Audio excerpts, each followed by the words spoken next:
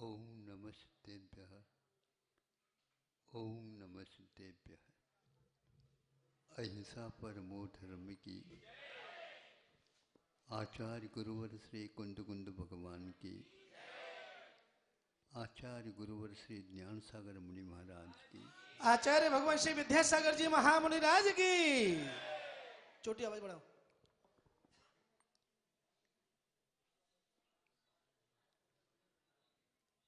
कभी कभी आप लोगों की भक्ति के उद्रेक में ये भी सुनने में आता है, क्या कहें, उनको तो कहा भी नहीं जाता। यदि हमें पंख मिल जाते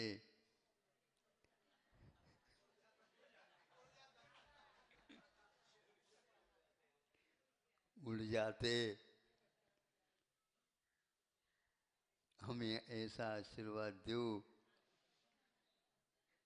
हम ये कार्य कर सके, ऐसे कहते हैं। भक्ति जो होती है ऐसा हो जाता। लेकिन कभी कभी मैं देखता हूँ आप उठते ही नहीं, तो हमें सोचता हूँ हमारा आशीर्वाद तो फूकट में ही चला गया है।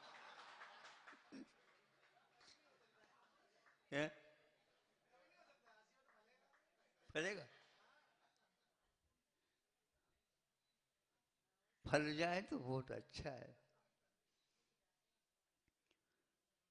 जब तक जिसका अभाव रहता है तब तक उसकी मांग स्वप्न में भी वही चलती रहती है, किंतु मिलने के बाद पुनः जिधर से आया था उधर ही घूम करके चला जाता।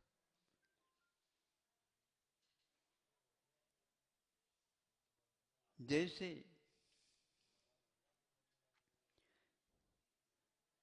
कबूतर होता है, पक्षी है, किंतु जो पालता है उसको, वह उसको आसमान में उड़ा भी देता है, दूर दूर उड़ता उड़ता उड़ता उड़ता उड़ता उड़ता पुनः जहाँ से जिस स्वामी ने उड़ाया था वहीं पर आकर के और वह अपने जो पिटारी बनाया गया है जिसमें बदबू मार रही है, वहीं पर साफ सुथरा भी नहीं किया जा रहा है। एक कोने में दो कटोरे हैं जिसको कभी भी मांजा नहीं जाता है, उसी में कुछ पानी आदि डाला जाता है, उसी में से वह पी जाता है।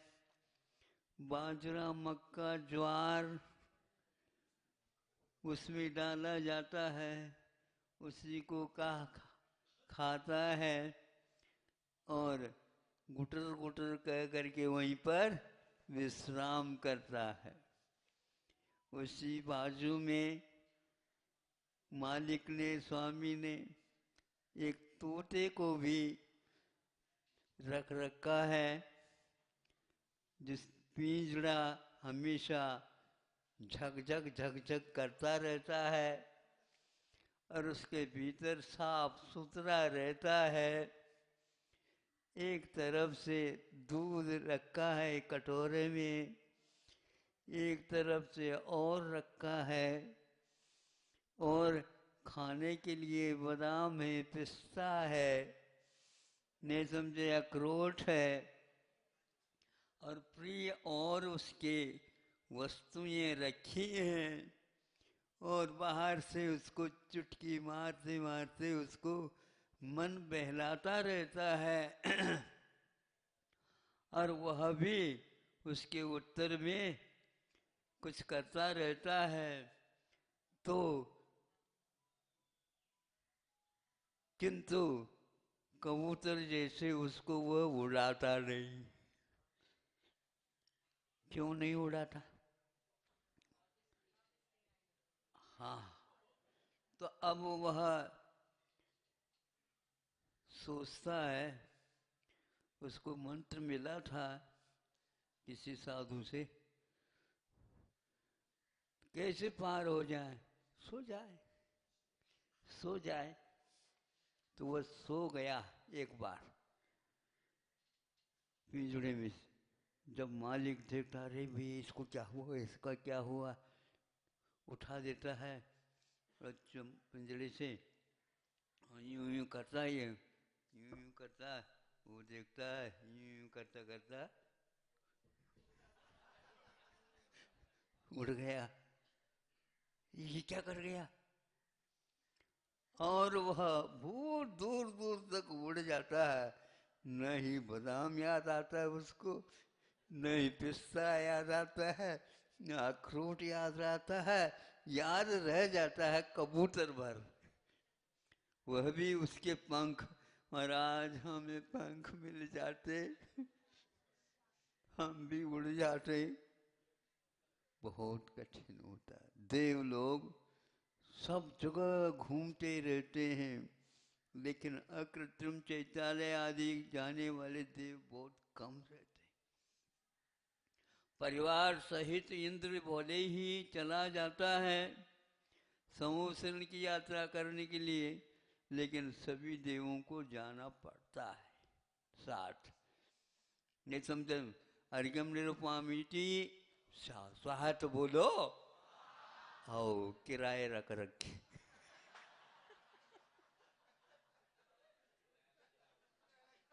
नहीं समझे? बस स्वाहा बोल दिया। क्या इसका अर्थ? कुछ नहीं। तो सम्यक दृष्टि, सम्यक ज्ञानी और सम्यक चारित्र को धारण करने वाले ऐसा होता है। दृष्टि मिलने के उपरांत भी सृष्टि बदले ये नियम नहीं, मुख भर मुड़ जाता है उस ओर जिस ओर जाना है। लेकिन पैर रखने के लिए पैर बहुत भारी होते हैं, महाराज साहस नहीं हो पाता। बार बार सोचता हूँ, कर्म सिद्धांत के ग्रंथ जो शायद सम्यक दृष्टि भी बन गया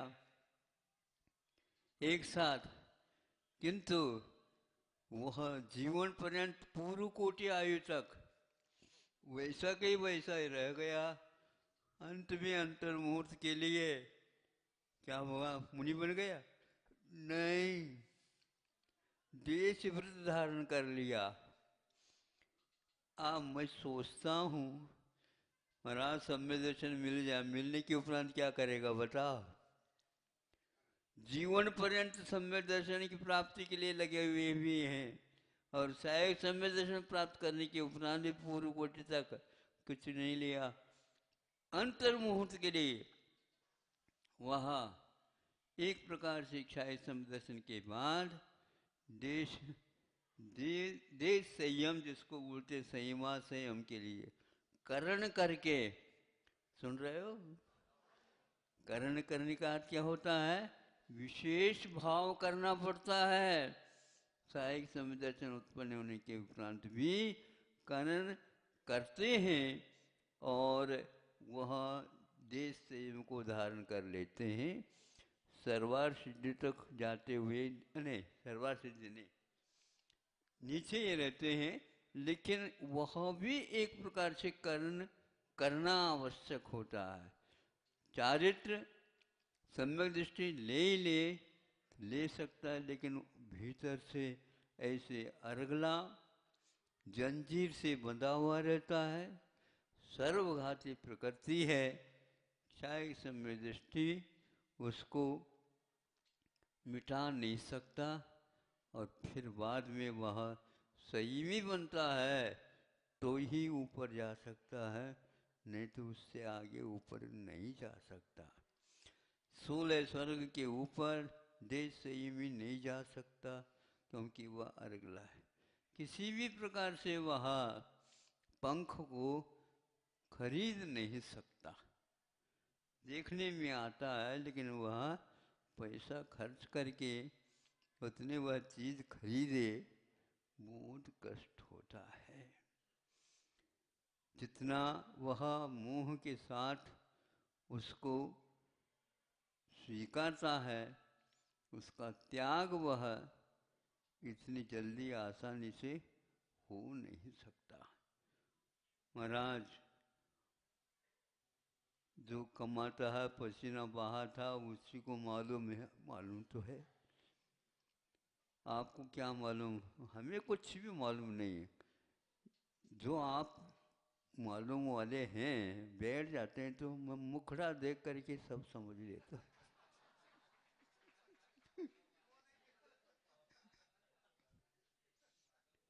आपकी साक्षी क्या गलत हो सकती, बताओ?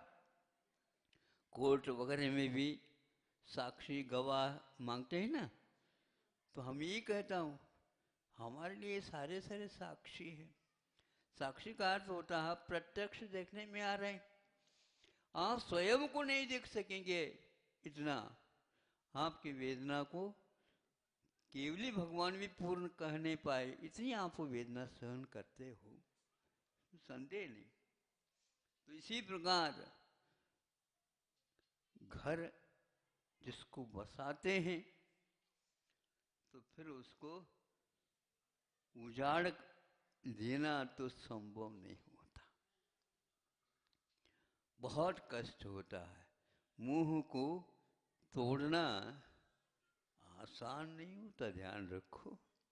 निर्दय भस्म सात क्रिया, स्वयं वो स्तोत्र में आचार्य समंतभद्र महाराज जी ने कहते हैं, ऋषभनाथ भगवान ने स्वयंभू बने हैं।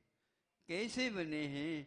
निर्दय भस्म सात क्रिया, मुंह को निर्दयता के साथ उन्होंने छोड़ा था, तब कहीं जा करके।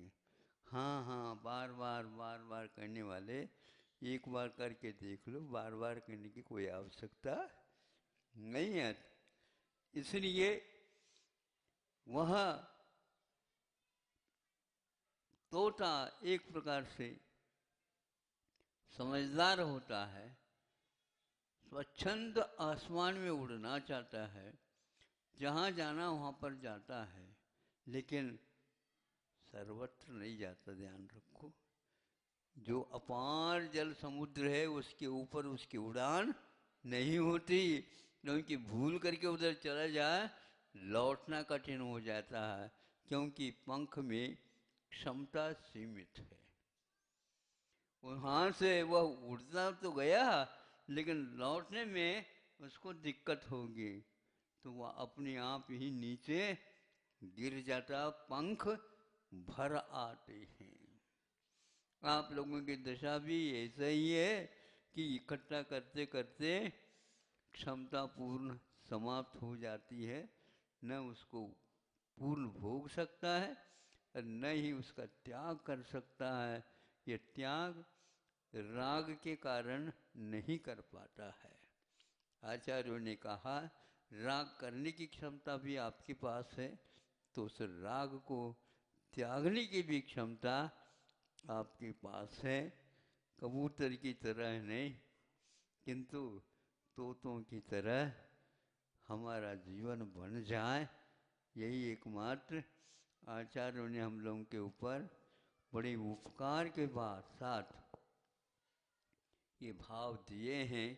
इन भावों को सुरक्षित रख करके अपने काम में लेने वाले सबसे ज़्यादा सौभाग्यशाली होते हैं, और हम उस सौभाग्य की सुगंधी सूंघने के लिए तत्पर हो जाएं,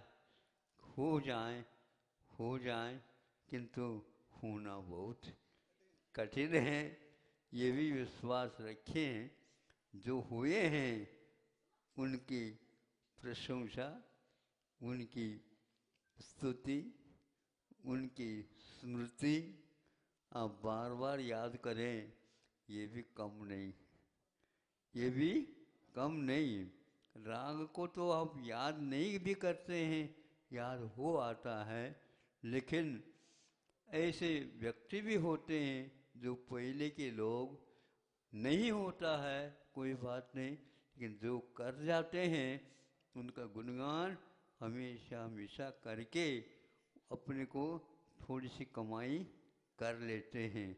गुणगान करने से भी असंख्यात गुणी निर्जरा होती है, ऐसे शास्त्रों में उल्लेख है। इसलिए कृत, कारित और अनुमोदन के माध्यम से हम अच्छाई की ओर कदम उठाएं। अहिंसा परमो धर्म। आचार्य भगवान श्री विद्यासागर जी